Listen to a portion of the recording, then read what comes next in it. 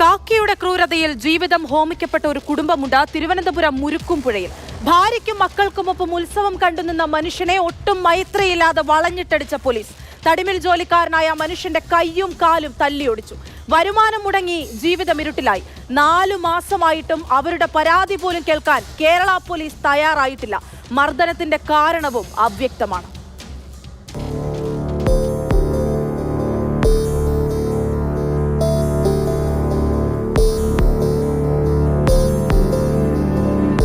ഉത്സവാഘോഷം കഴിഞ്ഞ് മടങ്ങുന്നതിനിടെ യുവാവിനെ അതിക്രൂര മർദ്ദനത്തിന് ഇരയാക്കി പോലീസ്. പെറ്റിക്കേസിൽ പോലും പ്രതിയല്ലാത്ത തന്നെ പോലീസ് മർദ്ദിച്ചത് എന്തിനെന്നറിയില്ല എന്ന് യുവാവ് പറയുകയാണ്. 4 മാസം മുമ്പ് മാതൃഭൂമി ന്യൂസ് ചെയ്ത വാർത്തയാണിത്. ആ വാർത്തയിൽ കാണുന്ന ആ പോലീസ് ക്രൂരത അനുഭവിച്ച മനുഷ്യനെ കാണാനാണ് ഇപ്പോൾ പോകുന്നത്. തിരുവനന്തപുരം മുരുക്കുംപുഴ സ്വദേശി ഷിബു. ഇടുങ്ങിയ ഈ വാടക വീട്ടിലാണ് ഭാര്യയും 2 മക്കളുമായി താമസം. ഇക്കഴിഞ്ഞ മാർച്ചിൽ സമീപത്തെ ക്ഷേത്രത്തിലെ ഉത്സവത്തിന് കുടുംബസമേതം പോയി. ആഘോഷത്തിൽ പങ്കെടുത്ത് മടങ്ങാൻ നേരമാണ് പോലീസിന്റെ ക്രൂരത.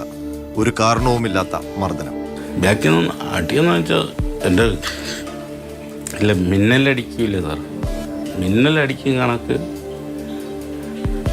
അടി. ഇപ്പോഴും ഞങ്ങളൊക്കെ ഒരു ബഹളം കേൾക്കുന്നു. ഈ ആൾക്കാരിങ്ങനെ മാറി നിന്നു. ചേട്ടനെ വന്ന് ഇങ്ങനെ അടിച്ച് തോളില് കാലിൽ ഒക്കെയാണ് അടി കൊള്ളുന്നത്. സഹോദരിക്ക് അടി കയ്യിൽ കിട്ടി, ലാത്തിരി അടി കിട്ടി. മോള് ചോദിച്ചു, സാറിൻ്റെ പേരെന്തോന്ന് വെച്ചാൽ ഞാൻ ബിബിനാണ്, SI തന്നെ. ഈ കാല് ശരിയായി, കഴുത്ത് ശരിയായി, ഈ സൈഡ് വെച്ചൊന്നും കിടക്കാൻ പറ്റില്ല. അനാഥനായിട്ട് നടന്ന സമയത്ത് ഞാൻ പ്രാർത്ഥിച്ചൊരു ദേവിയുണ്ട്. ബാല്യത്തിൽ മാതാപിതാക്കൾ നഷ്ടമായി. 12ാം വയസ്സിൽ തടിമില്ലിൽ ജോലി ചെയ്താണ് ജീവിതം തിരിച്ചുപിടിച്ചത്. സഹോദരിയുടെ വിവാഹം നടത്തി. പൂവർ ഹോമിൽ നിന്ന് ജീവിത സഖിയെ കണ്ടെത്തി. സ്വന്തമായ ഒരു വീടെന്ന സ്വപ്നത്തിന്റെ അരികിൽ നിൽക്കെയാണ് ജീവിതം പോലീസ് ധിക്കാരത്തിന്റെ ലാത്തി കൊണ്ട് അടിച്ചു തകർത്തത്. എൻ്റെ 12ാമത്തെ വയസ്സ് തൊട്ട് ഇവിടെയാണ്. ഇപ്പോൾ എനിക്ക് ഇവിടെ പണിയാൻ ഈ 4 മാസം കൊണ്ട് പറ്റുന്നില്ല. ജോലി ചെയ്യുമ്പോൾ എന്തൊക്കെ ബുദ്ധിമുട്ടുകളാണ്? തൈ തന്നെ തടി ഇങ്ങനെ തൂക്കിയെടുക്കണമെങ്കിൽ ഇത്രയും വെയിറ്റുള്ള തടിയൊക്കെ എടുക്കണമെന്ന് ആലോചിച്ച് വയ്ക്കാം. ഞാൻ നിൽക്കുന്ന മെഷീൻ മെനുമേശ്വരിയായിട്ട് നിൽക്കുന്ന മെഷീൻ അതാണ്. അത് കറക്റ്റ് അറുത്ത് കൊടുക്കണം. അതപ്പോൾ ഈ കൈ ബാലൻസ് കിട്ടൂല. താർക്കണ തടിയൊക്കെ വളഞ്ഞൊക്കെ പോകും. അപ്പോൾ ആൾക്കാർ വഴക്കും. മില്ലിലെ പണിയല്ലാതെ വേറെ ഒരു ജോലിയും പഠിച്ചിട്ടില്ലല്ലേ? ഇല്ല, ഡ്രൈവിങ് മാത്രമേ. അത് ബുദ്ധിമുട്ടാണ്. വരുമാനമില്ല? ഇല്ല, വൈഫിൻ്റെ അമ്മ വല്ലതും കൊണ്ടുവരും, അത് പെങ്ങൾ എന്തെങ്കിലും കൊണ്ടുതരും, അതേ ഉള്ളൂ. അല്ല വൈഫ് ജോലിക്ക് വല്ലതും പോകുന്നത്? വൈഫിനെ ഇപ്പം ഞാൻ ഈ വയ്യാതതിന് ശേഷം ഇപ്പോൾ 4 മാസം കൊണ്ട് വൈഫ് ജോലിക്ക് പോകും. ഇത് ഗതിയോടെ ഉണ്ട്. തൊട്ടറിയാന്നുള്ളൊരു വീട്ടിൽ തന്നെ. ഇവിടെ അത് മാറാൻ പറഞ്ഞു.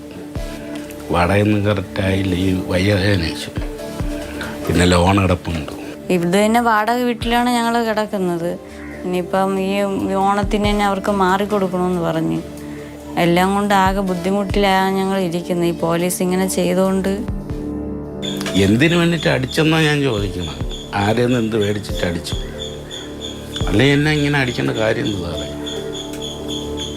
ഞങ്ങളിത് ഈ പരാതികൾ ഇനി വേറെ എവിടെ ചെന്ന് പറയണമെന്നോ ഞങ്ങൾക്കൊന്നും അറിഞ്ഞൂടാ.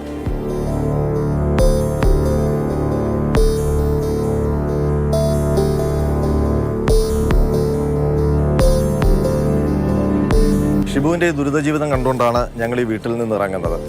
എങ്ങനെയാണ് പോലീസിന്റെ അതിക്രമം ഒരു കുടുംബത്തെ താറുമാറാക്കി കളയുന്നത് എന്നതൊരു ഉദാഹരണമാണ് ഷിബു.